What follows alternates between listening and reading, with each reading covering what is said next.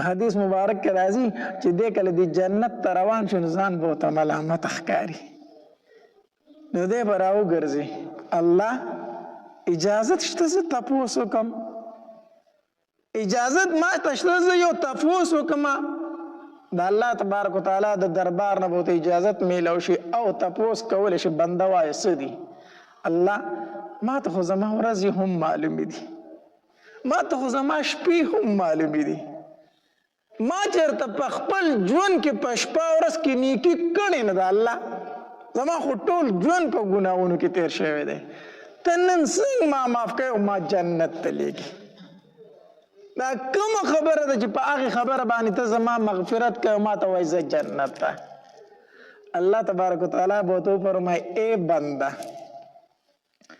یو ځل شپه وه او ته د خپلې کلي په کوڅه کې روان وې ستا کلی کم محله کم علاقه چې ده توره تیاره وه شپه وه او ته د کلي په کوڅه کې روان وې تا په یو تیږه باندې ټکره وخوړله په لاره کې تیاره وه او په یو تیږه دې څه وخوړه ټکره وخوړله نو چې تا ټکره وخوړله نو ته راوګرځېدې او هغه تیږه دې روچته کړه او دومره تکلیف دې وکړو چې هغه دې واغسته او سیټ ته دې له لارې نه ورتاو کړه نو دغه ټایم کې چې تا دا تیږه ورتاوله ستا په دې زړه کې څه توره تیاره وه شپه وه دغه تیږه چې تا د لارې نه روچته کړه دغه ګټه چې تا د لارې نه روچته کړه او سیټ ته دې ورتاوله بنده ستا په زړه کې څه دی به ووایي الله په زړه کې مې هېڅ نه و توره تیاره وه هېڅ چا نه لیدم خوشی ځای و خو په زړه کې مې دا خبره وه چې زموږ په دې کلي کې خو بوډاګان هم دي زمونږ په دې کلي کې خو بیماران هم دي ماشومان هم دي زنانه هم دي نو د شپې چې په دې لاره تېرېږي په دې تیږه به ټکره ووایي نو نقصان به ورته ورسي لکه حدیث مبارک کې راځي میدان محشر به وي او د قیامت ورځ به وي یو انسان به راوستلی شي د هغه اعمال به تللی کېږي خو چې د هغه عملنامه کولو شي که نه نو دغه په عملنامه کې به اړو چېرته نیکي وي نه دا عملنامه به د ګناهونو ډکوي د ګناهونو ډکوي تش ګناه دی وایي دی چې دا خپل عملنامه ویني دی به ویریږي چې دا ما څومره ګناهونه ته ځان سره راوړي زما خو یوه نیکي هم نشته دی وبه یریږي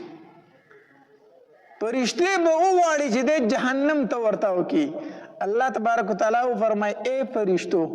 ولې ته دا عملنامه کې نیکۍ نشته ګناهونه پکې ډېر دي او الله د ګناهونو دفترونه یې ډک دي پیټې دي د ګناهونو الله چېرته نیکۍ کړې نه ده الله تبارک وتعالی فرمایي ای فرشتو کو هر څومره ګناه ده خو زه یې بخم معاف کوم هر څومره ګناه یې چې کړې ده زه یې معاف کوم زه یې جنت ته داخلوم الله دې ته د الله فضل ویلی شي څه شی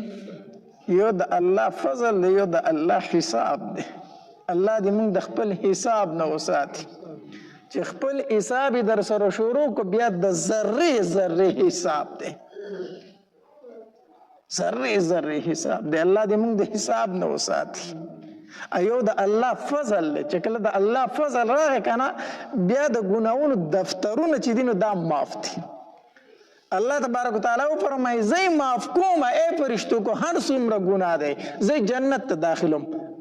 زه جنت ته تو ای ګناهګار انسانه ته ما معاف کړي دا ګناهونه مې درته معاف کړو جنت ته ځه الله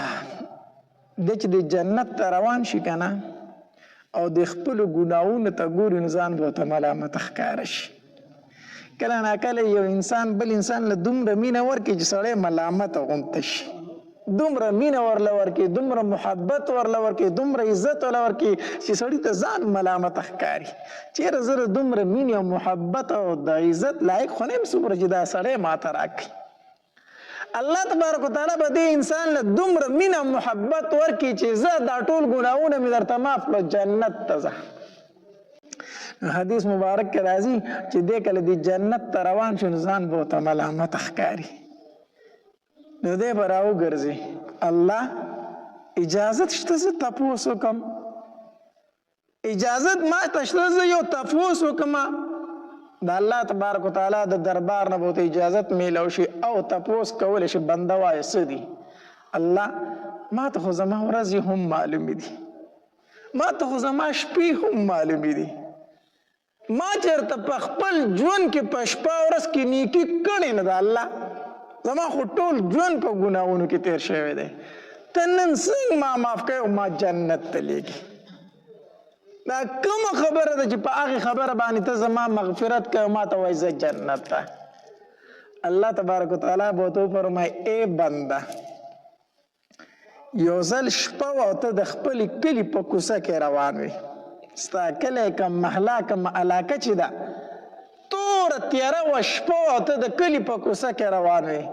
تا په یو تیږه باندې ټکره وخوړله، په لاره کې تیاره وه او په یو تیږه دې څه وخوړه؟ ټکره وخوړله. نو چې تا ټکره وخوړله نو ته راوګرځېدې او هغه تیږه دې روچته کړه او دومره تکلیف دې وکړو چې هغه دې واغسته او سیټ ته دې له لارې نه ورتاوه کړه. نو دغه ټایم کې چې تا دا تیږه ورتاوله ستا په دې زړه کې څه توره تیاره وه، شپه وه، دغه تیږه چې تا د لارې نه روچته کړه، دغه ګټه چې تا د لارې نه روچته کړه او سیټ ته دې ورتاوله، بنده ستا په زړه کې څه دی به ووایي الله په زړه کې مې هېڅ نه و، توره تیاره وه، هېچا نه لیدم، خوشی ځای و، خو په زړه کې مې دا خبره وه چې زموږ په دې کلي کې خو بوډاګان هم دي، زموږ په دې کلي کې خو بیماران هم دي، ماشومان هم دي، زنانه هم دي، نو د شپې چې په دې لاره تېرېږي په دې تیږه به ټکره ووایي نو نقصان به ورته ورسي. نو ما هغه ګټه راواغسته سیټ ته مې ورتاو کړه چې د الله بندګانو ته پې تکلیف نه رسي. الله تبارک وتعالی به ورته وفرمایي ای بنده تا د شپې په توره تیاره کې زما د بندګانو دومره غم کو، دومره پې خفه کېدې، نن زه د قیامت په تور تمونو کې په تا خفه شوم او ستا مغفرت مې وکړو، ستا مغفرت مې وکړو. صرف د لارې نه په ګټه لرکولو باندې چې په زړه کې او په نیت کې دا و چې په دې باندې د الله یو بل بنده ته تکلیف ونه رسي، بل مسلمان ته پې تکلیف ونه رسي، صرف په زړه کې دا خبره وه، په دغه یوه خبره باندې د هغه څه نصیب شوه؟ مغفرت نصیب شو. الله یو خو دا دی چې ګوره اعمالو کې اخلاص شرط دی. څه شرط دی؟ اخلاص شرط دی، شرط شرط شرط. د احد د غرم نه سره سپین دي خرج کړو خو چې اخلاص پکې نه و د الله په دربار کې مقبول نه دي، نه دي قبول شوي د الله په دربار کې. یوه کجوره دې ورکړه خو چې اخلاص پکې و د الله په دربار کې دا څه ده؟ قبول ده، قبول ده. اخلاص شرط دی. دې په توره تیاره کې شپه وه څوک ښوونه او دا ګټه ده لرکوله، دا تیږې لرکوله، خو په زړه کې اخلاص موجود و که نه. نو په اعمالو کې لازمي څه شی دی؟ اخلاص دی، اخلاص. دویم دا چې د الله په بندګانو باندې کم انسان خفه شو الله په هغه څومره خفه کېږي، څومره رحم پې کوي، څومره مهربانه دی پې. الله دې زمونږ په حال باندې رحم وکړي. مونږ چېرته د یو مسلمان خیر لټولی دی؟ مونږ خو چې ګورو چې یاره دی به څنګه په تکلیف کې کېږي، دی به څنګه په مصیبت کې کېږي، دته به تکلیف څنګه رسي، دته به مصیبت څنګه رسي. یاد وساته، یاد وساته، ټوله ورځ منځونه کوي، د شپې په تهجدو باندې ولاړي، تلاوتونه کوي، حجونه کوي، عمرې کوي، خو که دا زړه دې صفا نه و، په دې زړه کې د بل مسلمان تخیرې و، دلته بغض و، دلته کینه وه چې دا پلانکی به زه څنګه خرابومه، دا ټول اعمال دې بېکاره دي. ګورئ دا د الله په دربار کې قبول نه دي. الله په خپلو بندګانو دومره خفه کېږي، دومره خفه کېږي. الله نو موږ ځان ته مسلمانان وایو، د اسلام نوم یادونکي یو، ځان ته د نبی علیه الصلاة والسلام امتیان وایو، او خپل عمل ته وګورو نو ګاونډي رانه څومره په تکلیف کې دی، بل مسلمان رانه څومره په تکلیف کې دی. مونږ د هغې پیغمبر نوم اغستونکي یو، نوم اغستونکي. الله علی رضی الله تعالی عنه فرمایي مسند احمد کې دا روایت موجود دی وای د فتح مکی په موقع باندې چې کله مونږ مکی مکرمه ته داخليدونو اول رانه نبی علیہ الصلوۃ والسلام روانه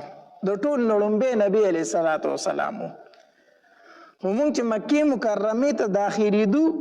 نو پلاره کې وسپي واو خپل بچی په لګیاو اغه نه پي رودل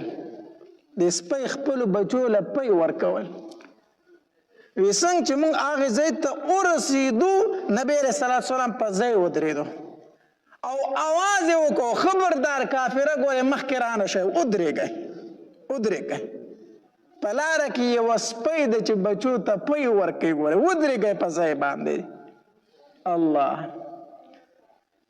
او نبی علیہ السلام صحابه کرامو ته فرمایي لار بدل کړئ ځکه تاسو په اسونو باندې را روان یئ نو دا سپی چې اسونه ویني وبه یریږي نو بچو ته به پی ورکول بند کړي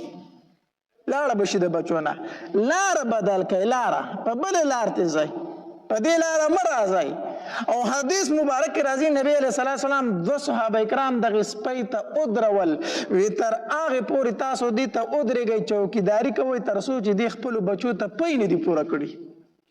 چې ګوره یو ملګری په دې لار باندې را نشي تاسو ودرېږئ صحابه کرام ته به بل لار اړوئ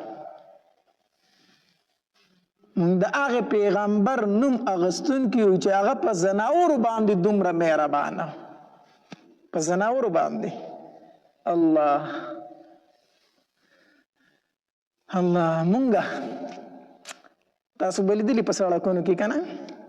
په ګاډي باندې یو تن سپی وي اکثر داسې ظالمان مې پې لیدلي دي چې هغه قصدن پې دا سپی وي په ګاډو باندې داسې ظالمان مې لیدلي دي نو چې په ګاډي باندې ووي نو په سړک کې مړ پروتي او نور ګاډي د پاسه ځیا راځي دومره هم څوک نه چې هغه د خپې نه ونیسي سیټ ته یې راوکاږي تاسو به لیدلي که نه سپي چې په سړک کې مړ پراته وي څوک یې سیټ ته کوي ګاډي پې د پاسه خیجې ځیا راځي دومره په چا کې رحم نشته چې د خپې نه ونیسي او سیټ ته یې راوکاږي چې دا خو زیروح سیز دی دا خو سا واله سیز دی الله نو نبی علیہ الصلوۃ والسلام په زناورو باندې دومره ترس کړی دی یو روایت کې راځي نبی علیہ السلام سره یو زنانه و په قافله کې په اوښه باندې ناسته و هغې اوښې ته خیرې وکړې خیرې نبی علیہ السلام وفرمایي دا زنانه به زموږ سره په دې قافله کې نه ځي دا به نه ځي دې اوښې ته خیرې وکړې دا لعنتي ښځه ده دا به زموږ سره په دې قافله کې نه ځي دومره نبی علیہ السلام په هغې زناور باندې خفه شو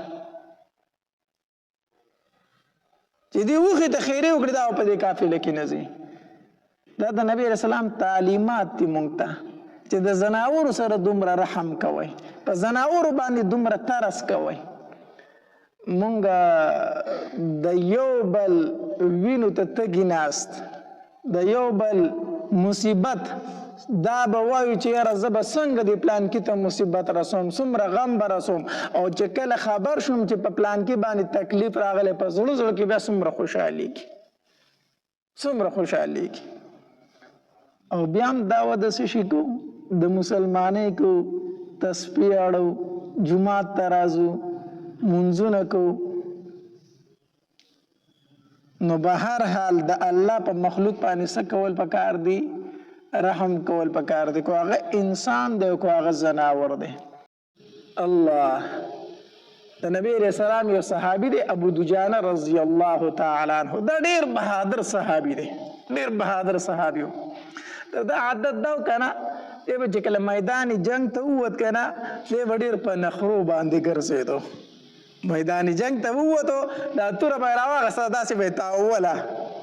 او دا سر به یې داسې اوچت نیولو سینه به یې ایستلې وه واړه واړه قدمونه به یې اخیستل داسې په ټوپونو به روانو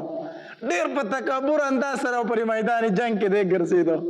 یو ځل دی داسې په میدان جنگ کې روان دی چې نبي علیه السلام پې نظر شو موسکی شو وایي خندل یاره د ده د انداز نه دی دا الله ته ډېر ناخوښه دی دا داسې انداز الله ته ډېر زیات ناخوښه دی خو په میدان جنگ کې ګورې نه په میدان جنگ کې الله داسې انداز وي خوښوي وی نور دا د تکبر انداز دی الله یې نه خوښوي الله د تکبر اندازو نه خوښوي. څومره چې د عاجزي کوله دومره به د الله اوچتوي. الله تبارک وتعالی ته سر ټیټ خوند کوي، سر اوچت الله ته خوښ نه دی. څومره چې عاجز ګرځي دومره الله ته ته محبوب وي، دومره الله ته ته خوښ یې. د دې وجې نه حدیث مبارک کې راځي، نبی علیه السلام فرمایي چې د الله د وجې نه عاجزي وکړه الله به یې اوچت کړي، الله به یې څه کړي، او چا چې تکبر وکړه الله به یې راتاو کړي. نو د ابو دجانه رضی الله عنه په تکبر سره میدان جنگ کې ګرځېدو، دا توره به یې داسې تاوله سینه یې رېستلې وه. نو نبي علیه السلام چې ولیدو داسې یې مسکی شو، دا انداز الله ته ډېر ناخوښه دی، دا د تکبر انداز دی، خو په میدان جنگ کې نه، میدان جنگ کې الله ډېر خوښوي دا انداز، دا انداز الله ډېر خوښوي. د دې وجې نه د کافرو مخکې به ځان عاجزه نه کوي. میدان جنگ کې داسې به ګرځي چې کافر ته پته ولګي چې یاره د ده خو زه د یو ګزار هم نه کېږم. اوس خو جنګونه د ګولو دي، د ټوپکو دي، وړوکی ماشوم یا ډزو کې غټ سړی ورته وکړي. مخکې به جنګونه د زور د طاقت په وو، ابه آمنے سامنے جنګو، په توره به جنګو. نو ابو دجانه رضی الله عنه پر میدان جنگ کې داسې ګرځېده. په غزوه احد کې نبی علیه السلام خپله توره داسې راویستله، یاره دا توره بس د دې به څوک حق ادا کړي چې دا توره زه هغه ته ورکړم. نبی علیه السلام توره وه، د دې حق به څوک ادا کړي چې دا توره زه هغه ته ورکړم. هر یو صحابي به راته وایي د الله پاکه پیغمبره زه حق ادا کولی شم ما له راکړه، ځکه د نبي علیه السلام توره وه، د هر تن مقصد دا و چې دا ما ته راکړی شي. نو هر صحابي به راته وایي د الله پاکه پیغمبره دې حق به زه ادا کړم ما ته یې راکړه، خو نبي علیه السلام نه ورکوله. ابو دجانه رضی الله تعالی راغی، وی د الله پاکه پیغمبره د دې تورې حق څه دی، لومبی راته هغه ووایه، د دې تورې حق څه دی. نبی علیه الصلاة والسلام ورته وفرمایل وی د دې حق دا دی چې په دې باندې دومره کافر قتل کړی شي چې دا توره پې کاږه کې، دا توره پې څه کې کاږی پې کې، دا د دې تورې حق دی. وی د الله پاکه پیغمبره دا حق زه ادا کولی شم ما ته دا توره راکړه، دا حق زه ادا کولی شم دا توره ما ته راکړه. نو د نبي علیه الصلاة والسلام ورله دا توره ورکړه، وی او ابو دجانه د دې تورې حقدار هم ته یې، د دې حقدار هم ته یې، هغه توره هغه ته ورکړه ده. نو بهرحال د ده په میدان جنګ کې ډېر یو عجیبه انداز و. نو بیا په غزوه احد کې مشکل راغی په مسلمانانو باندې. څه مسلمانو څه ټایم کې پسپایي اختیار کړله، نبي علیه السلام سره ډېر مخصوص صحابه کرام پاتې شو. په هغې صحابه کرامو کې یو ابو دجانه رضی الله تعالی هم د نبي علیه السلام سره پاتې شوی. نو چې کله په نبي علیه السلام باندې دا ډېر ګډوډ ګزارونه شروع شو د غشو د تورو که نه، دا ابو دجانه رضی الله تعالی راغی او نبي علیه السلام ته مخامخ ودرېدو. نو کافرو ته یې شا کړه او نبی علیه السلام ته یې مخ کړو. دا غشي به راتله نو ده به ورته خپله شا اړوله راړوله، په دې به یې دا غشي خوړل او د نبی علیه السلام نه به یې منع کول په دې شا. نو بیا ترې وروسته یو صحابي تپوس وکړو، د ابو دجانه عاشقان خو ټول عمر غشي په سینو خوري، په شاګانو خو عاشقان غشي نه خوري، تا خو ټول غشي په شا خوړلي دي، ته څنګه عاشق وي د نبی علیه السلام چې غشي دي په شا خوړل؟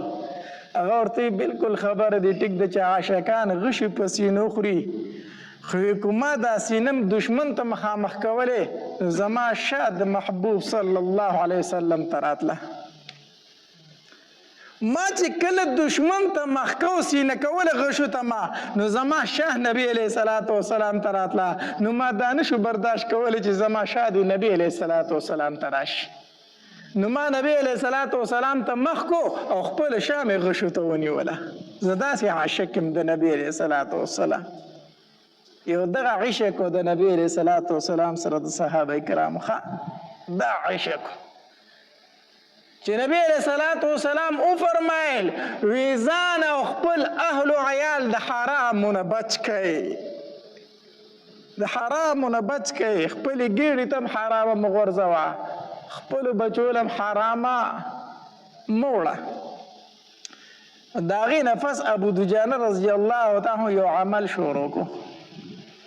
چې کله به د سهار مونځ کېدو نو چې نبی علیه السلام به څنګ سلام وګرځو نو ابو دجانه رضی الله تعالی په دعا ته نه ایسارېدو، فوراً به د جومات نه په منډه وته، دعا به یې نه کوله. یو ځل نبی علیه السلام دی سهاره چې ورګه دیسي چل کوي نو چې څنګه نبی علیه السلام سلام وګرځو ابو دجانه رضی الله تعالی په منډه د مسجد نه ووته. نبی علیه السلام په دویمه ورځ باندې سهار په دویمه ورځ بیا داسې چلو کو د سهار په مانځه کې چې نبی علیه السلام سلام وګرځو دی فوراً په منډه د مسجد نه ووته. په درېیمه ورځ بیا نبی علیه السلام سهار چې په درېیمه ورځ نبی علیه السلام بیا سلام د سهار د مانځ وګرځو ابو دجانه منډه کړه چې دی وته د جومات نه نبی علیه السلام یې ودرېږه لکه ابو دجانه ودرېږه. ابو دجانه رضی الله تعالی ودرېدو بیا راشه زما خواله دی راغی د نبی علیه السلام خواله کېناستو. نبی علیه السلام ورته وفرمایل وی ابو دجانه زما په خیال چې ستا الله ته څه حاجت نشته دی، زما په خیال ستا الله ته څه حاجت نشته دی. د الله پاک پیغمبر زه خو الله ته ډېر محتاج یم، زه خو الله ته ډېر زیات محتاج یم، د الله پاک پیغمبر ولې مې حاجت نشته؟ که ستا الله ته حاجت وی نو تا به دعا غوښتله، ته خو دعا نه غواړې او په منډه ځې. الله دې زمونږ په حال باندې رحم وکړي. مونږ چې هم دلته دعا غواړو نو ډېرو خلکو دعا ته حاجت نه وي، په منډه وځي د مسجد نه. داسې لکه داسې نه ده، زه دلته دعا غواړم دغلته د مسجد په دیوار باندې ځای نه وي وځي. دا هغه خلک چې د دوی الله ته ضرورت نه وي، دا پوره خلک راغلی دی. ښه دا څه راغلی دی؟ دا پوره خلک دی، دوی ضرورت نه لري، دا ډېر مالدار او د الله نه بې پروا خلک دی. کو چېرته الله ته ضرورت وي په دې دعا کې به شرکت کو. ځکه حدیث مبارک کې راځي نبی علیه السلام فرمایي په یو څو موقعو باندې الله د انسان دعا نه رد کوي. یو موقع په هغې کې د فرض مونځ نه وروستو دعا غوښتل، د فرض مونځ نه وروستو څه غوښتل؟ دعا غوښتل. په دې ټایم کې الله د انسان دعا نه رد کوي. نو موږ دلته دعا غواړو دوی منډې وښي. دا هغه خلک چې الله ته ضرورت نه وي دا پوره راغلي دي. الله دې زموږ په حال باندې رحم وکړي. نو نبی علیہ السلام ابو دجانه رضی الله تعالی عنہ فرمایلی ابو دجانه کو ستا الله ته حاجت وي خو په دعا ته به ایسارېدي، ته خو دعا نه کوې، په منډه د مسجد نه وځي. ابو دجانه رضی الله تعالی عنہ فرمایي د الله پاکه پیغمبره زه په منډه د مسجد نه ځکه وځمه چې زمونږ کور سره په ګاونډ کې د یو یهودي کور دی او د هغه په کور کې کجوره ولاړه ده او د هغې کجورې څانګې زمونږ کور ته راوښتي دي. نو د شپې د هغې کجورې نه څه کجورې زمونږ کور ته ښکته غوري ته راتاوي شوي د شپې. زه په منډه ځکه کور ته ځمه، هسې نه زما وږي بچي راپاسي او دغه کجورې راټولې کړي او وایي نه خوري چېرته. نو زه په منډه ځکه ځان رسوم چې کجورې راټولې کړم هغې ګاونډي ته حواله کړم چې ستا د کجورې نه زمونږ کره دا دانې راتاوې شوي دا واخله. هسې نه چې زه ځمه کور ته او زما وږي بچي راپاسېدلي او دغه کجورې خوړلي، هسې نه زما د بچو ګېډې ته حرامه چېرته لاړه نه شي. د الله پاکه پیغمبره یو ځل مې خپل بچی ولیدو چې کجوره راغستې و د هغې نه خوړلی. د الله پاکه پیغمبر تالو ته مې وله ګوته ورسوله، کجوره مې ترې رابار کړه. ځکه زما بچی په جړا شو، نور بچی مې راته هم په جړا شو. ما وی چې ای بچو جاړی مه خفه کېږئ، ما زه دا نه غواړم چې ابو دجانه په میدان محشر کې د غل په نوم سره وبللی شي. په میدان محشر کې ابو دجانه د چا په نوم وبللی شي؟ د یو غل په نوم باندې وبللی شي چې د پردۍ کجورې پټې کړې وي خپلو بچو له یې ورکړې وي. الله دا خبرې چې ابوبکر صدیق رضی الله عنه واورېدې خواته یې ولاړو، د سترګو نه یې اوښکې روانې شوې. تپوس یې ونه کړو، فوراً هغې کور ته ځان یې ورسو، د یهودي کور ته. یهودي ته یې وویل دا کجوره چې په څومره ریټ خرڅوئ په ما یې راخرڅه کړه.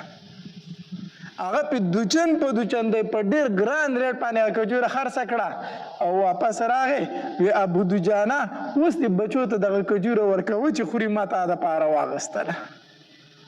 ما ستا دپاره واغېسته د نبي علیه السلام سره مینه وه دا د نبی علیه الصلاة والسلام سره محبت و دا د نبی علیه الصلاة والسلام سره عشق و چې نبی علیه السلام وفرمایل د حرامو نه ځان وساتئ بیا سوال نه پیدا کېږي چې د هغې صحابي هغې ماشوم به چې ګېډې ته چېرته حرامه تلي مونږ هم وایو زمونږ د نبی علیه الصلاة والسلام سره څه ده مینه ده محبت ته عشق ته صرف د خولې خبرې دي یقین په الله وکړه الله دې رحم وکړي ډېر کم داسې به یو چې موږ د زړه نه لګیا یو الله دلته به مونځ وکړو لکه مونځ خو پرېږده اکثر په جومات کې په غیبت باندې لګیا یو داسې ده که داسې نه ده ستاسو د ټولو دا خبرې اورم زه ښکته کمره کې ناست یم ښه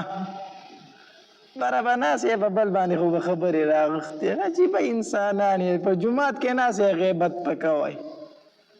په چغه چغه لګیا یې ما کتاب کتو ته پکې هم پرې نه دی په جومات کې به ناست یو غیبت په کو پلان کې داسې او پلان کې داسې پلان کې داسې او پلان کې داسې الله نه یاره وکړه په مسجد کې ناست دی غیبت کوي دا ته څه کوي دلته به فرض مونځ وکړو بار ته به بیا لاړ شو چوغلي به کوو دلته به مونځ وکړو چې پټي ته لاړ شو نو کوشش کوم چې پوله لګوم چې ځان ته یو انچه دوه ځای سیوا کړمه دلته به مونځ کوم دلته به روژې کوم او دلته مې اکثر تسبیح په لاس کې په چوغلو باندې سر یم په لمسو باندې سر داسې پکې شته که نه داسې پکې که نه تسبیح اړو دا درز مو ورکړی په لمسو باندې چې دوه تنه به څنګه جنګوم دلته به د خور عیسه وخورم خور له به عیسه نه ورکوم د خور عیسه به وخوري دلته به ځان ته اوچت اوچت نعتونه لګولې چې مدینې ته لاړې او ارمان مې دی په زړه باندې صحیح ده که نه خور له به عیسه څه ورکوم خور له به دا عیسه ورکوم چې عمرې له یې بوځم دا نوی دغه راوتی دی ښه دا نوی پروګرام راوتی دی نن سبا خویندې له عیسه ورکول څه دي په خور باندې د 2 لکو روپو عمره کول عمره به پرې وکړم بس د عیسې نه خلاص شومه خویندې وایي زه د عمره یې را باندې وکړه ته ما لاسې دې سپېره نه راکوله خو زه د عمره یې وکړه دا هم ښه ده نو په عمرو نه خلاصېږي په حجونو نه خلاصېږي چې زه به په خور باندې عمره وکړم او بس زه به خلاص شم زه به په خور باندې حج وکړم خلاص به شم هلته به ما ته په بیت الله شریف کې دعاګانې وکړي دعاګانې درته کوي د سره نه قبلېږي ستا په ګېډه کې حرامه پرته ده کو دا خور وی الله وی بخه خو الله فرمایي وایي ستا عیسی یې خوړلی او ته پرې ناراضه یې څنګه یې وبخمه ستا عیسی یې خوړلی او ته پرې ناراضه یې څنګه یې وبخمه داسې راوتی دی عمرو دا که نه دا راوتی دی ښه دا هم د نبي علیه السلام سره مینه ده صحیح شو که نه حاجي صاحب به ورته ویلی کېږي امیر صاحب به ورته ویلی کېږي مولي صاحب به ورته ویلی کېږي دلته به یې د خور عیسه خوړلي او زیات نیک عمله به هغه چې په خور باندې عمره وکړي نور رانه څه غواړي عمره مې پرې وکړه که نه دا عیسه ورته جدا کا ورې ورکه کاپې عمرې کوي کو حجونه کوي کو خپل خاوند لی ورکوي دا بعضې پکې وایي زه یې ورله ورکوم خو وایي دا ما ته پته ده هغې دلله یې ورکوي خاوند یې یادوي خور له عیسه ورکوم خو خاوند یې دله دی وایي هغه له یې ورکوي لکه نه دا تا ته چې پاتې شوي ته یې چاله ورکوي ته یې د بچو له ورکوي که نه ورکوي ته یې د ښځې له ورکوي که نه ورکوي نو د هغې هغه خاوند نه دی هغه له به یې نه ورکوي چا له به یې ورکوي هغه خاوند دی هغه بچي دي هغې له به یې ورکوي ولې تا له یې واپس درکړي څو دا د نبی علیه الصلاة والسلام سره مینه نه ده دا د نبی علیه الصلاة والسلام سره عشق نه دی دا مسلماني نه ده دا د خولې مسلماني ده دا د خولې مسلماني ده د نبی علیه الصلاة والسلام سره حقیقي مینه او حقیقي عشق د صحابه کرامو مینه و عشق و کو په حجونو باندې یوازې څوک خلاصېدی نو ابو جهل 50 حجونه کړي دي په عمرو باندې یوازې څوک خلاصېدی نو دغه کافرو زموږ نه زیاتې عمرې کړي وي نه په حج خلاصېږي نه په عمره خلاصېږي هله چې کله په ګېډه کې د حرامه نه وه په ګېډه کې د حرامه پرته ده او بیت الله شریف ته ولاړې او الله ته چغې وې الله ما معاف کړه الله ما معاف کړه الله ما معاف کړه الله فرمایي نه دې معاف کوم په دې بدن چې دې دا کوم احرام اچولی دا دې په حرامو اغوستی دی دا دې په حرامو اغوستی دی ومطعمه حرام ومشربه حرام وملبسه حرام فأنا يستجاب لذلك خوراک ته د حرامو اسکاک ته د حرامو لباس ته د حرامو د کوم طرف ستا دعاګانې زه قبولې کړم نو که د بیت الله سره ولاړې که نه نو دا ستا د قبولیت نښه نه ده د قبولیت نښه دې دا چې په ګېډه کې د حرامه نه وي الله دې زموږ په حال باندې رحم وکړي دا خبرې ځکه کومه نن سبا د حلال او د حرام تمیز مکمل ختم شوی دی سود زیات شوی دی د خد زیات اندر پلی سیوا شوی دی د چانسونو بیې سیوا شوی دی کومه حرام موږ معاشره کې نه ده موجوده حرام موجود ده یقین په لږ ډېر کم خلک به داسې چې زه دا کار نه کوم دا حرام دی ډېر خلک دې چانسونو ته ناست دی لکه وایي چانس مې ووه د چانسونو پیسو ته ناست دی دا نه و چې چانس مې ووه ځان له مې اور د جهنم تیار کړو نو به هر حال اول معاملات دویم ځل باندې څه شی دی عبادات اول معاملات دویم عبادات ځکه د عباداتو دارومدار په معاملاتو باندې دی کو د یو انسان معاملات ټیک وو نو عبادات قبول دي کو د یو انسان معاملات ټیک نو عبادات قبول نه دي یو سړی د شپه او ورځ تهجد کوي فرض منځونه دي کوي نفلونه دي کوي خو چې په ګېډه کې حرامه ده دا هېڅ نه قبلېږي ځکه حدیث مبارک کې راځي نبی علیه السلام فرمایي وایي کومې ګېډې ته چې یوه نوڼۍ حرامه لاړه الله څلوېښت ورځې یو عبادت نه قبلوي څلوېښت ورځې نو عبادات موقوف دي په معاملاتو باندې اول به معاملات سم کې هغې نه د عبادات قبلېږي صحیح شو که نه مونږ ته خو دومره پته نه لګي په جومات کې ناست خو چې کله چېرته چا سره لږ غونته معاملات راشي مونږ ته پته ولګي چې د سیره څو پخېږي چې بار څه چل شروع دی بار کم چلونه شروع دي تاسو ته په خپله پته ده چې د چا کاروبارونه دي دغه دی هغې ته پته ده چې کم ډوک بوک شروع دي نو د الله دپاره خپل معاملات ټیک کوي دا د نبی علیه السلام سره عشق دی دا د نبی علیه السلام سره محبت دی دا د نبی علیه السلام سره څه ده مینه ده یوازې په خوله باندې نه د خولې او د زړه خبره چې یوه شي دا د نبی علیه السلام سره مینه ده الله دې عمل کولو توفیق را نصیب کړي واخر دعوانا الحمد لله رب العالمین نو ابوبکر رضی الله تعالی چې کله امیر المؤمنین شو د مسلمانانو بادشاه شو نو د مالدار خلکو نه به زکات اغسته بیت المال کې به جمع کو نو په مدینه منوره کې چې څومره کونډې وي یتیمانانو غریبانانو هغې ته به یې د میاشتې وظیفه ورکوله میاشتې وظیفه او مسافر چې به یې د بار نه راغلی هغې له به یې خوراک سکاک د هغې نه ورکو داسې حالات جوړ شي چې مدینه منوره کې اړو غریب پاتې نه شو ځکه مالدارانو به زکات ورکو او هغه زکات په غریبانانو ته ورکېدو نن زمانه کې کوم مالداران زکات ورکړي نو بیا غریب نشته دی هر مالدار چې زکات ویست نو غریب چېرته پاتې کېږي بیا عمر رضی الله تعالی عنه د بیت المال مشر و یو ورځ یې لاړو چې بیت المال ته یې وکتل مالونه را روان دي خلک صدقې هم راوړي زکاتونه هم راوړي بیت المال سم ډک دی د مال نه عمر رضی الله عنه ډېر زیات خوشحاله شو چې ویې کتل او چې ویې کتل غریبانانو باندې تقسیمېږي په دې هم ډېر زیات خوشحاله شو نو کوم چې دوی مقرر کړی و یو تن په دې بیت المال باندې نګرانو هغه ته یې وي ته ماله د مدینې منورې د غریبانانو هغه لیسټ راکړلی و څنګه طریقه ده څنګه تقسیموي طریقه کار څنګه شروع دی هغه ورته د کونډو د یتیمانانو هغه لیست مخې ته کېښودو په نومونه لیکلی شوي عمر رضی الله تعالی وکتل چې پلانکۍ کونډه ده دومره راشن ورته د میاشتې ځي پلانکۍ یتیم دی دومره راشن ورته د میاشتې ځي ټول لیست چې کوم په دې کې یوه کونډه لیکلې شوې ده نوم شته دی دا ورته هم لیکلې شوي چې کونډه ده خو مخې ته ورته دا نه وي لیکلې شوي چې دې کره څومره راشن تللی او څومره ورکره ځي دا تفصیل نشته دی عمر رضی الله تعالی چې کم د بیت المال نگران او هغه یې راوغوښتو وی دا ښځه کونډه ده وی او وی نوم خو موجود دی وی او وی تاسو خو ورکره څه شی لیږلی نه دی ولې د دې خو مخکې څه تفصیل نشته نه خو ورکره څه لیږلي او نه ورکره لیږئ دا ولې هغه ورته وی عمره مونږ امیر المؤمنین ابوبکر رضی الله تعالی منع کړي چې د دې کره به نه لیږئ د دې کونډې کره به تاسو څه شی نه لیږئ ابوبکر ورته ویلي وی او وی دا لیست یې په خپله لیدلی وی او وی دا ښځه پیژني وی او پیژني وی ولې وی چې دې کره راشن مه لیږئ وی مونږ ته پته نشته دی خو مونږ ته حکم کړی چې دې کره به څه شی نه لیږئ مونږ ته پته نشته دی مونږ د هغه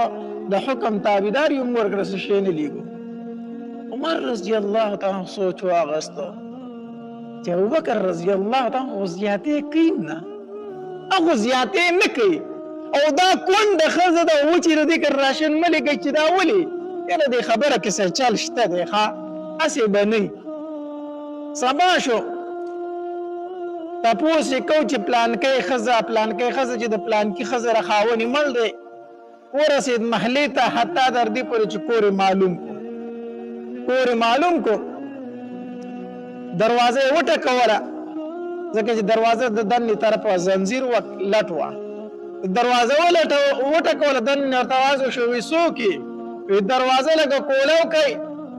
هغې زنانه ورته د دنې نه آواز وکړو وی دروازه خو نشم کولولی ځکه زه معذوره یم دروازې له خو نشم درتلی خو څه ویل غواړي څه کول غواړي وی زه راغلی دې دپاره یم چې ستا څه خدمت وکړم ته کونډه یې ستا خدمت له راغلی یم یاره وی زما خو څه ضرورت نشته دی زما څه ضرورت نشته وی کونډه خوراک کاک راشن خو تاله راځي که نه راځي وی نه مال خو د بیت المال نه راځي خو ضرورت مې نشته دی وی څنګه دې ضرورت نشته وی دا ګاونډیان مې ډېر ښه خلک دي دوی ماله ډوډۍ راکوي موډۍ راکوي نو زه په راشنو څه کوم دغه یوه تنه یم هېڅوک مې نشته دی نو ځکه راشن نه اخلمه عمر رضی الله عنه ته بار نه آواز وکړو وی راشن ته ضرورت نشته خو نور خو څه خدمت کولی شم که نه نور څه خدمت وکړم وی او خدمت ته ضرورت شته دی وی څه خدمت دی یو خو مې دا کوټه کچه ده نو د دې نه دا خاورې ډېرې را دوډېږي نو سار د عمل د خاورو ډکې نو دا جارو کول غواړي او بل دا دی چې معذوره یم نو پاکې اوبه راله پکار دي چې پاکې اوبه راله څوک راوړي چې هغه څکمه بیا پاکې هلته کې بعضې کویان به دا وي چې د هغې اوبه به ښکلې وي د څکلو به وي اکثر اوبه به نمکینې وي د څکلو به نه وي نو ما له خوږې اوبه راوړي دلته کې هغه راته کېدي عمر رضی الله تعالی ته وویلو وی زه راور کولاومه چې درشمه چې دا منګي در راډکمه دا ځای پاک کمه بوډۍ ورته وي دا یو ځوان کړي دي او هغه روزانه راځي دا کوي خو انسان دی بیماري هر څه پکې راځي خو هغه چېرته را نه دی نو بیا هر هلته هم راځه چې ته ورسره پکې حصه اخلي عمر رضی الله تعالی فرمایل وی ښه دا دی عمر ابوبکر رضی الله تعالی ته دی ویلي چې زما راشن ته ضرورت نشته دی دا ورته دې ښځې ویلي زما راشن ته ضرورت نشته ځکه هغه راشن نه دی مقرر کړی خو به هر حال خدمت یې دی سبا به ورله زه راشم وبه یې کړمه عمر رضی الله تعالی سبا راغی مونځ یې وکړو داسې لږ ټایم تیر شو دی راغی بوډۍ ته بیا دروازه وټکوله وی مورې راغلی یم چې خدمت دې وکړمه وی بچې ستا نه مخکې هغه ځوان راغلی و هغه کړی دی نشته ضرورت عمر رضی الله تعالی بیا حیرانه شو چې دا څوک دي داسې په سوړي سهار باندې د سهار وختي دی راځي او دا خدمت کوي بیا ځي په درېیمه ورځ باندې عمر رضی الله تعالی بیا راغی بیا ورته بوډۍ وي هغه ځوان راغلی او هغه خدمت کړی تللی ستا ته ضرورت نه دی پاتې شوی په څلورمه ورځ باندې عمر رضی الله عنه هر څوک دی خو دې معلومومه ډېر الله والا سړی دی خلکو ته ځان نه ښیي په توره تیاره کې راځي او خدمت کې وځي خو هر څوک دی خدای زه معلوموم ګورم چې دا څوک دی وی سیټ ته ودرېدمه سهار وختي رالم مانځه پسې لږه تیاره وه داسې سیټ ته ودرېدم ویسه مې کتل چې په دې کې یو ځوان را روان دی پټکی والی دی او د مخ نه یې کپړه تاو کړې ده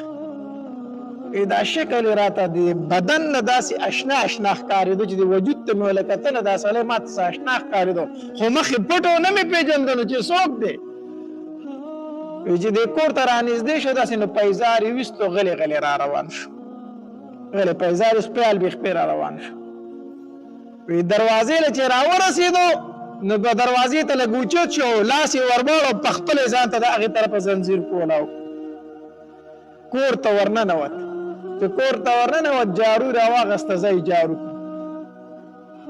زه یې جارو کو خاورې ماورې اوچتې کړې بیا یې هغه په یو لوښي کې یو ټاټکي کې هر شی چې په هغې کې ور واچولې هغه خاورې بار ورتاوې کړې کور یې بلکل صفا کو دا خاورې پرې واولېدې خاور څخه په څخه شو دغه چې خاورې جارو کوي خامخا دوړې به در باندې پرېوځي بیا مې څه کتل چې مشک یې راواغسته او غاړې ته یې ور واچوه لاړه اوبه یې ډکې کړې او راغې اوبه یې زنانه ته کېښودې چې اوبه یې کېښودې او دی واپس شو روان شو چې روان شو منډه مې پسې کړه د شا غاړې مې راټینګ مې کو ما ته وایي چې پرېږده څه کوې ما ورته وایي چې راغلی ستا دپاره یم راغلی ستا دپاره یم ځان به راته ښایي ما ته وایي چې نه نه زما مخ نه شي لیدی ما ورته وایي چې پېژندلی مې یې ملګری مې نه رانه خطا کېږي خو دا خبر په یقین سره بدلم چې دا مخ دې ووینم نور ملګری مې خطا شوی رانه نه وي خو دا مخ دې وینم چې لږ یقین مې راشي چې مخ یې کوله وکړو هغه امیر المؤمنینو د مسلمانانو بادشاه او ابوبکر صدیق رضی الله تعالی ته وي ما ورته وایي چې ابوبکر تو په دې ټایم باندې او دا خدمت ته په خپله کوي ما ته وایي چې او عمره زه ابوبکر یم او دا خدمت زه کومه ما ورته وایي چې ما ته به دې ویلي که نه ما به کړی زما زو به کړی او ستا زوی هغه به کړی او غلامان به هغې به کړي وو دا د اوبو پیټ یې په خپله په اوږه اغوستی او خاورې دې په سر اغوستې او دا پیټ یې اوچتی نو غلامان دې نشته دی نوکران دې نشته دی مونږ به کړی که تا په خپله ولیکو بیا ابوبکر رضی الله تعالی په جړا شو وی چې عمره یو ذمواري راکړه چې بس بیا یې ته کوه که نه یو ذمواري الله کا ما ورته وایي چې څه ما ته وایي چې دا ذمواري راکړه چې د قیامت په ورځ به زما پیټ یم ته اوچتی ته چې ما ته وایي دلته به یې زه اوچت کړم زه به یې کوم یا دې ستا زوی وکړي یا دې غلام وکړي ټیک شو تاسو یې وکړئ خو دا ګارنټي ماله راکوي دا ذمواري واخله چې د قیامت په ورځ به زما پیټ یې اوچتوئ حالانکه الله تبارک وتعالی خو فرمایي چې ولا تزر وازرة وزر اخرى یو انسان د بل انسان پیټ یې په ورځ د قیامت نشي اوچتولی نو که ته دا ذمواري اخلې ته زه اوچتولی شم نو راته ووایه د قیامت په ورځ به زما پیټ یې بیا څوک اوچتوي ما ورته وایي چې ابوبکر خو ټیک شو صحیح ده په دې پورې کور خواله چې رالې تا دا پیزار ولې ویستو پیزار دې ویستو خپیال بېخپې را روان شو غلی غلی دا پیزار دې ولیستو ما ته یې وایي چې عمره دا د یتیمانانو کور دی زه چې د کم کور پخوا راتلم دا د یتیمانانو کور دی دې کې دنده کونډه ښځه ده نو ما پیزار ځکه ویستو چې زه ځم نو زه لږ په درزاري باندې ځم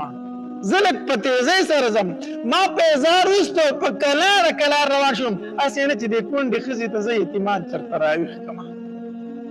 زما د خپو په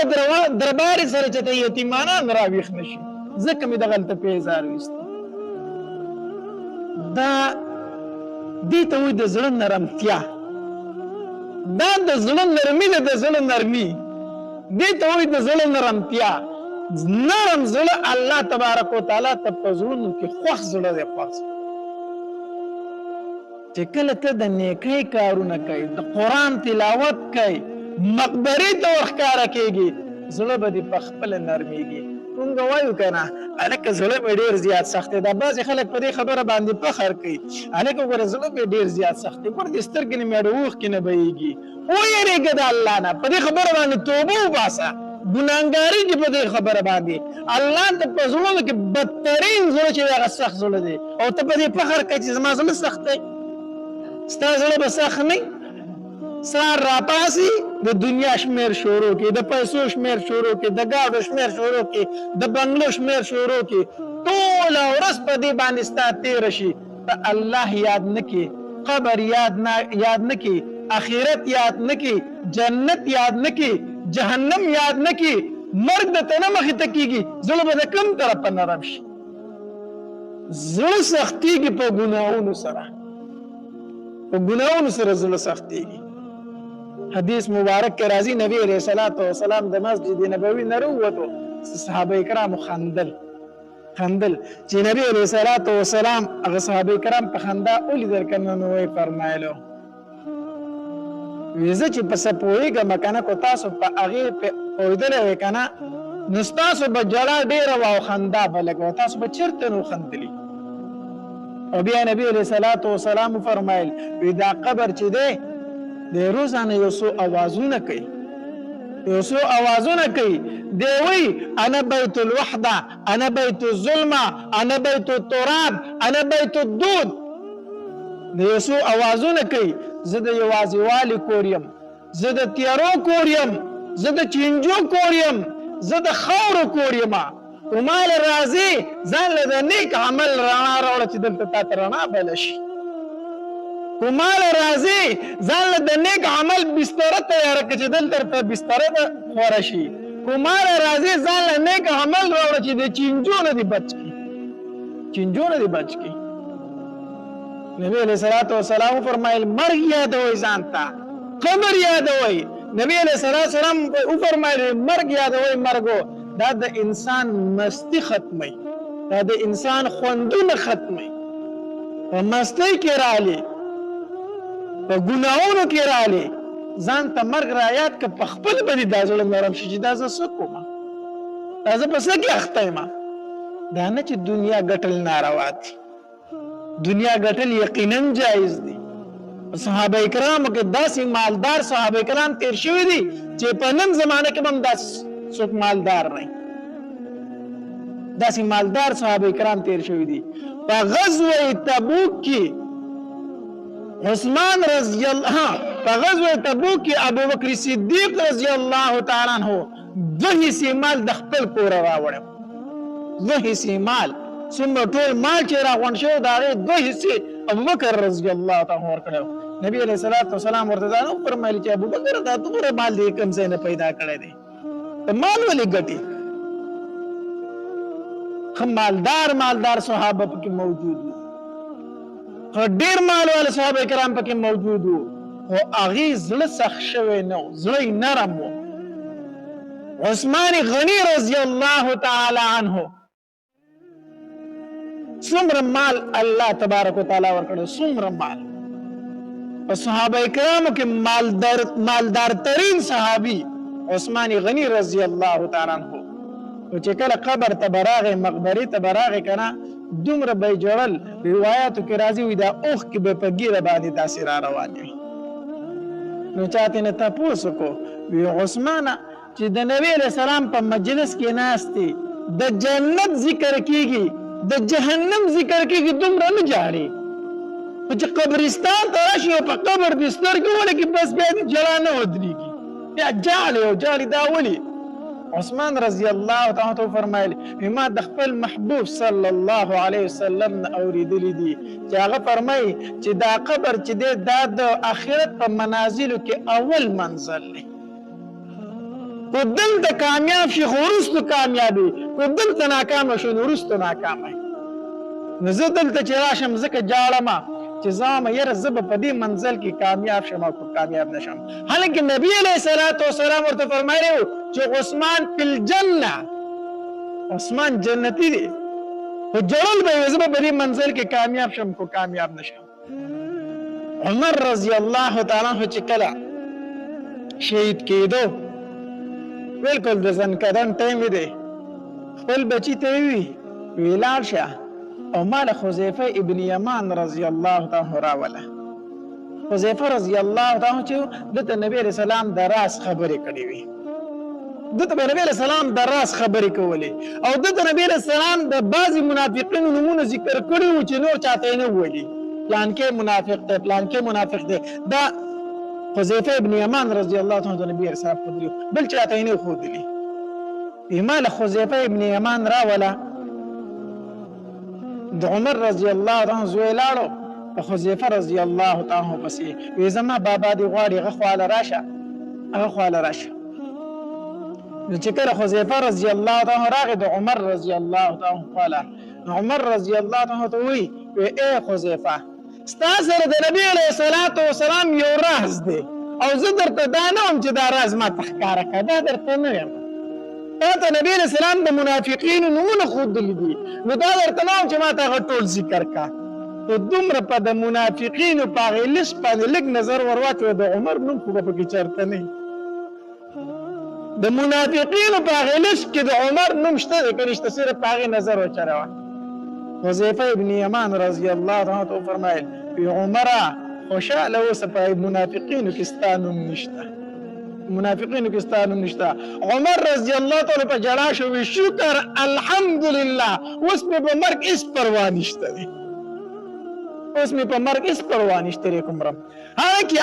عمر چې نبی علیه السلام د هغه متعلق ویلو وی که زما نه وروستو بل نبي راتلی نو لکان عمر، نبی به څوک و؟ عمر به هغه پیغمبر هغه صحابي دی.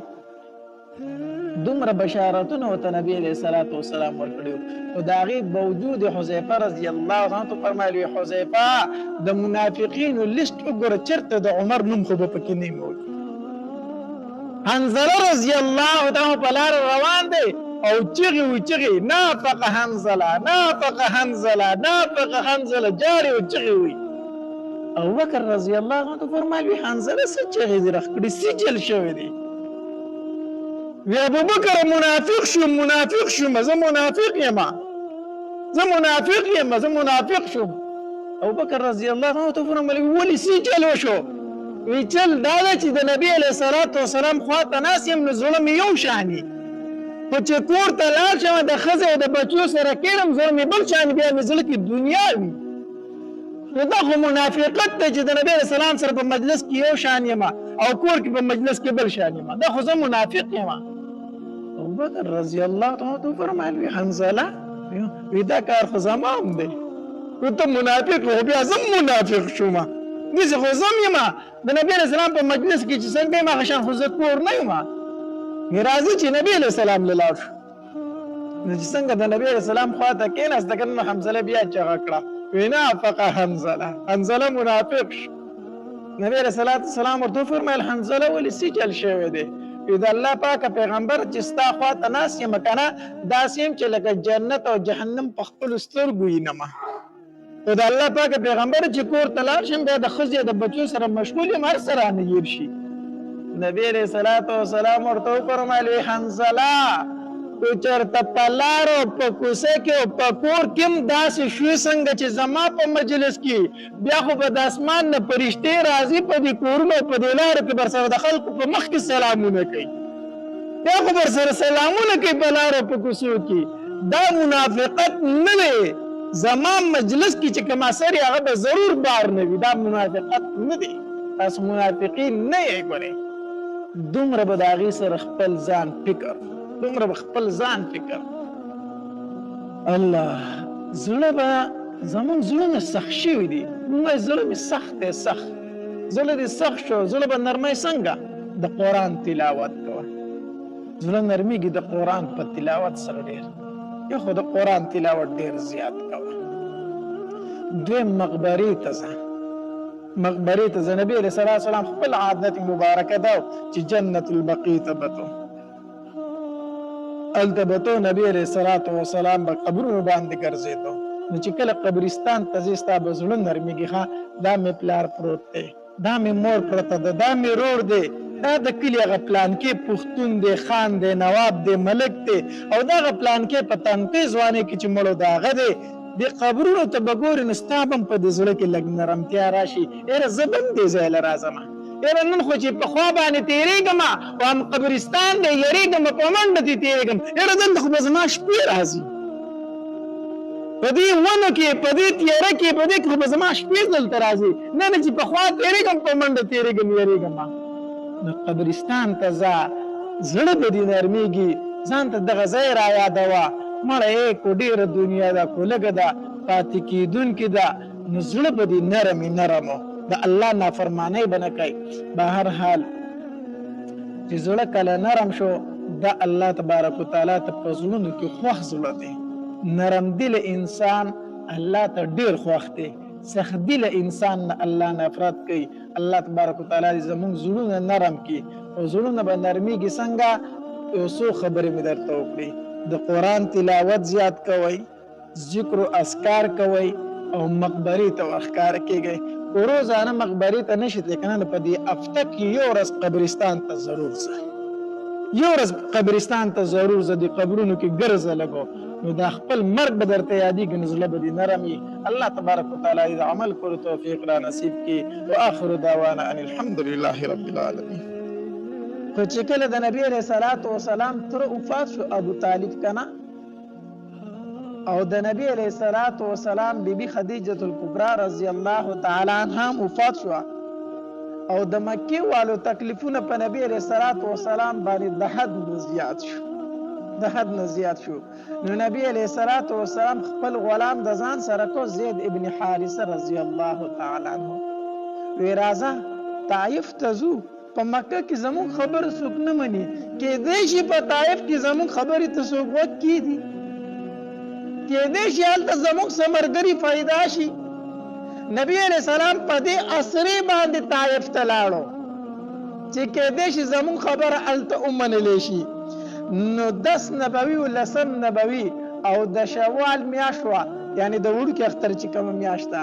د شوال میاشت وه او نبی علیہ السلام طائف ته لاړو په طائف کې 3 وروڼه وو او دا 3 واړه د طائف سردارانو د یو نوم عبد د بل نوم مسعود او د بل نوم حبیب دا 3 وروڼه او دا 3 واړه د طائف سردارانو نبی علیه الصلاۃ والسلام چې لاړ د دې 3 واړو سره ملاقاتونه وکړو نو دی یو ورته وویل چې نبی علیہ السلام کله هغه ته دعوت ورکوي زه د الله پاک پیغمبر یم او په ما باندې ایمان راوړه زه د الله نبی یم په ما باندې ایمان راوړه هغه ورته دا جواب ورکو وی الله تبارک وتعالی جو پتا باندې د خانه کعبه دا پردش لول غواړي چې ته نبی جوړ کړی الله د خانه کعبه دا پرده روغه خو خانه ده چې ته نبی جوړولې داسې جواب نبی علیہ الصلوۃ والسلام ته ورکو چې دا نه مایوس شو دی بل رور لراغه چې دی بل راغه کنه دی بل ورته جواب ورکو وی الله تبارک وتعالی په دې دومره مخلوق کې جستانه بغیر بل څوک نه مونږ ته پیغمبر جوړ کړی وي الله ته نبی جوړ کړی الله ته پیغمبر جوړ کړی بل څوک ورته نه میلاوي دل او چې کله نبی علیہ السلام د دریم لاړ کنه دا غدریم ورته جواب ورکو وی زه ستاسو سره خبرې نه کول غواړم زه ستاسو سره خبرې نو کوم د سره خبرې کوم نه وی ځکه کو چېرته ته د الله پیغمبر یې او بیا زه ستا انکار کوم نو بیا به په ما باندې د الله عذاب راشي او کو ته د الله پیغمبر نه یو دعوه کوي نو بیا ته داسې انسان چې ستا سره د خبرو د سره ضرورت نشته دی زه ستا سره خبرې کوم نه خو ایمان یې رانوړ خبرې ته غوږ کېنښود نبی علیہ الصلوۃ والسلام چې د دې 3 واړو نه امید شو نه واپس شو نو پکار خدا و چې خبره خو نه منله خو زه مسافر ته پرېږده وایي چې ځي خدا دومره ظالمانو چې د طائف کم الکانو داسې لوفر ټایپ الکانو هغې ته آواز وکړو وی دا کم الک چې راغلی دی دا مسافر چې راغلی دی دی وایي زه پیغمبر یم په کاڼو یې وولی پکانو وی شړی د طائف نه نو د طائف چې څومره الکانو لوپرانو او ماشومانو هغه په نبی علیہ الصلوۃ والسلام پسې شو وروسته د طائف لوپران الکان دي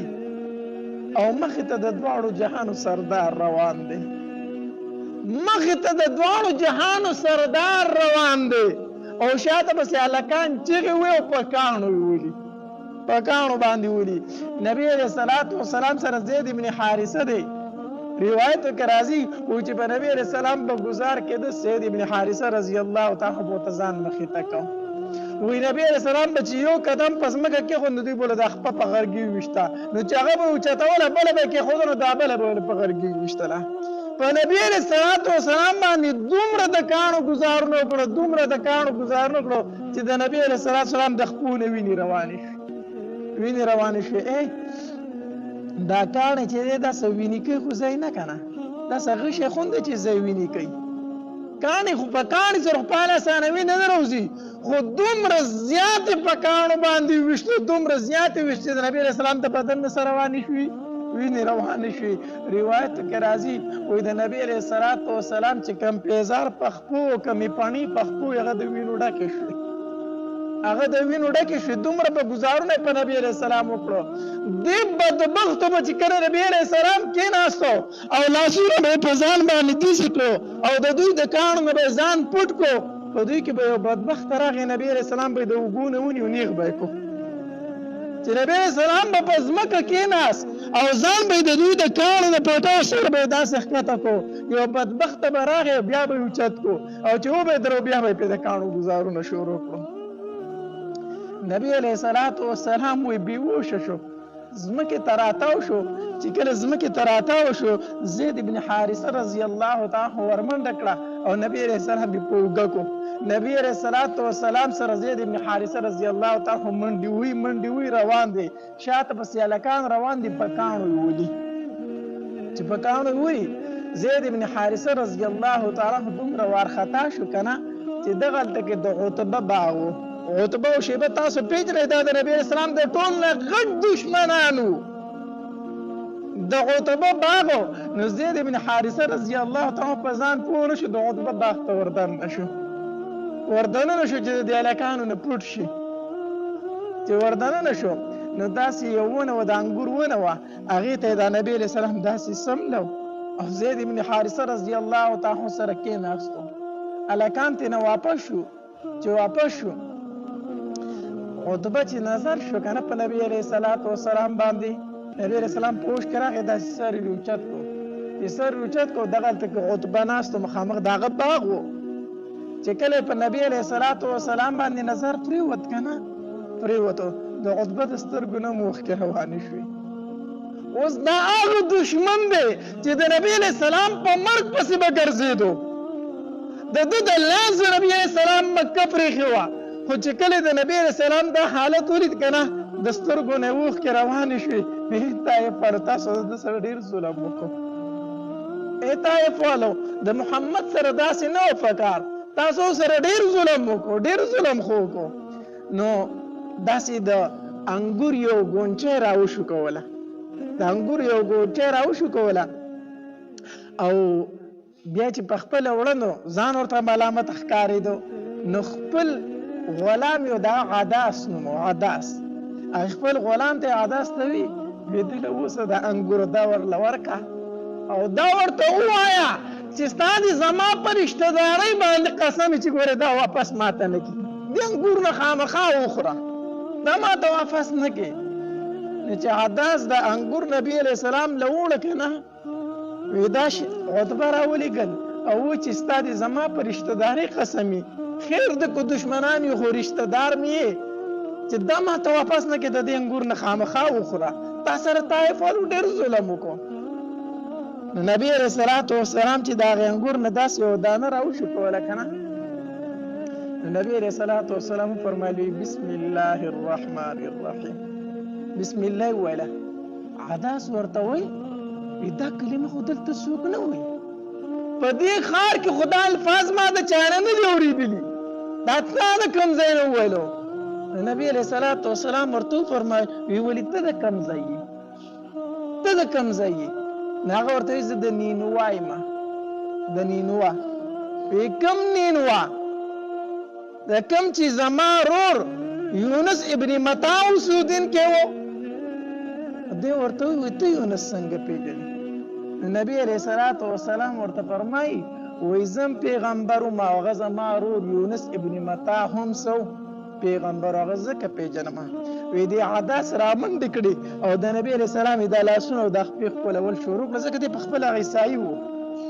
د نبي علیه السلام د خپې او لاسونه ښکل کړو. وی اشهد ان لا اله الا الله واشهد ان محمدا عبده ورسوله. قسم په الله ته د الله پیغمبر یې، ته د الله پیغمبر یې، د غلام په ایمان راوړو. نبی علیه السلام دغه انګورو نه یو څو دانې داسې وشکولې او ویې خوړلې. داسې په اسمان کې یو ګړز وختو چې یو ګړز شو. نبی علیه السلام بر اسمان ته وکتل ځکه نبی علیه السلام په دغه ټیم کې څه الفاظ وویلو چې کله خپل حالت ته وکتل کله چې د وینو سور دی او په اوښ کې راغی نو داسې اسمان ته وکتل او نبی علیه السلام د خولې نه یو څو الفاظ ووتل. وی اللهم الیک اشکو ضعف قوتي وقلة حیلتي وهواني على الناس. الله ته ما چاته سپاري، الله خیر زه دې چاته پرېښودم، دشمن په لاس دې ورکړم. الله طایف وردا زما څه حالت وکړه، الله زما دې حالت ته وګوره. د نبی علیه السلام د خولې نه دا الفاظ څنګه ووتل که نه، الله ما چاته سپاري. تکلني الی عدو، الله دشمن ته دې وسپارلم، د دشمن په لاس دې ورکړم. الله بس د الله جوش راغی، الله په غضب کې راغی. په اسمان کې یو ګړز وختو نبی علیه السلام داسې بره وکتل که نه، جبریل علیه السلام دی. نبی علیه السلام ته وی د الله پاک پیغمبره الله راولېږلم. طائف والو مکې والو چې ستا سره څه وکړه الله ولیدل، زما سره د غرونو فرشته الله رالېږلې ده. الله تبارک وتعالی فرمایي وی زما حبیب ته ووایه چې ما ته حکم وکړي چې دا زه پې دا غرونه راجیف کړم. د مکې او د طایف دا خلک د دې دوه غرونو په منځ کې ومږم چې دوی تا سره څه وکړه هغه ما ولیدل. نبی علیه السلام فرمایي وی نه جبریل داسې مه کوه، زه الله رحمت للعالمین رالیږلی ما، زه الله غضب نه یم رالیږلی. خیر دی که دوی ایمان نه راوړي جبریله، خیر دی که دوی ایمان را نه وړي، د دوی اولاد به راشي هغه به ایمان راوړي، ایمان راوړي. دا د نبی علیه السلام نن موږ خپل نفرت ته وګورو، موږ خپلو دشمنو ته وګورو، په یو بل پسې مونځ نه کوو، په یو بل پسې نه ودرېږو، یو بل سره دشمنۍ دي، په ده پسې مونځ کېږي، په ده پسې نه کېږي، په تا پسې کېږي، په ده پسې نه کېږي، په یو بل فتوی دي.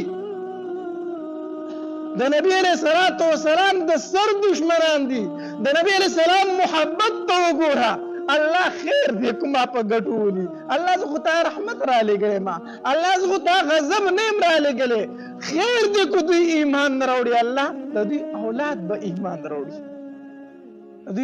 به ایمان راوړي. ورنه یو پل ته مسافر دی، یو پل ته د الله پیغمبر دی، یو پل ته په مخ د ځمکې څوک شته دی نه، د هغه د خولې نه د الفاظ بې اختیار ووتل. الله په چا مې سپاري، الله ورته وایي زه مګم په دې غرونو کې. الله نبی علیه السلام وایي نه زه رحمت یم، زه بدل اخیستونکی نه یم. دا د نبی علیه السلام د سفر واقعه د طایف. بیا چې کله نبی علیه السلام دغه عداس چې دی ما چې دی نبی علیه السلام له دا انګور راوړو دی چې کله بیا دا عتبه نه دی دا نبی علیه السلام سخت دشمن ما په دغه ټایم کې په نبی علیه السلام باندې د عتبه هم ترس راغلی. حالانکه په جنگ بدر کې د کافرو جنډه چې وه دا د عتبه سره وه. په جنگ بدر کې د کافرو جنډه د عتبه سره دومره د نبی علیه السلام سخت دشمن و، خو په دغه ټایم کې په نبی علیه السلام ترس راغلی. نو چې کله دا عتبه او شیبه دا دواړه وروڼه دي غزوه بدر ته تله که نه د نبی علیه السلام خلاف دا عداس چې دی که نه د دوی په خپو په ډنډخته دا خو د دوی غلام و که نه وی الله ته وګورئ چې مه هغه د الله پیغمبر دی، تاسو د هغه مقابله نشئ کولی، خدای ته وګورئ، الله ته وګورئ، د خپلو بوتانو ته وګورئ، دا خلاف مه ځئ، مه ځئ، هغه سره جنګ مه کوئ. خو عتبه او شیبه لاړ او هلته بیا مردار شو په جنګ بدر کې دواړه، هلته مردار شو. نو دا یو ځل د نبی علیه الصلاة والسلام نه عایشه رضی الله تعالی عنها تپوس وکړو، وی د الله پاکه پیغمبره په تا باندې چېرته د غزوه احد نه سخته ورځ بله راغلې ده، ځکه په غزوه احد کې د نبی علیه السلام او یا یاران شهیدان شو او یا ملګري شهیدان شو او غاښونه مبارک یې ووتل هغه هم شهیدان شو. نو عایشه بیبي ته تپوس کوي، وایي د الله پاکه پیغمبره په تا باندې چېرته د احد د ورځې نه بله سخته ورځ راغلې ده؟ نبی علیه الصلاة والسلام ورته وفرمیل او عایشه ستا قوم چې زه ډېر تنګ کړم که نه، او ستا قوم زه چې کله د مکې نه ویستم که نه، او په کومه ورځ زه طایف والو لاړم، طایف والو چې ما سره څه کړي دي که نه، هغه شان سخته ورځ په ما نه ده راغلې. بیا هغه د ټولو نه سخته ورځ وه د طایف هغه.